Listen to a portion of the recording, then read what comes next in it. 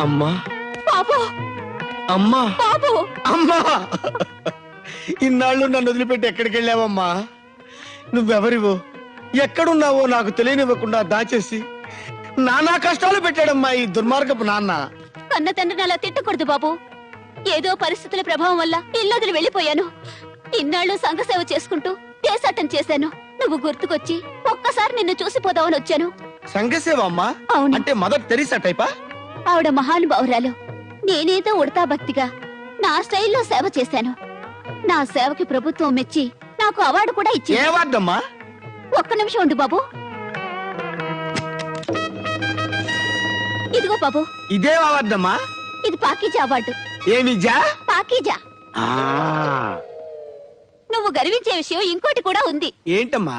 10,000 దొడ్లు కడిగి రికార్డు సృష్టించిన నా పేరు గిన్నెస్ బుక్ లో కూడా ఎక్కింది.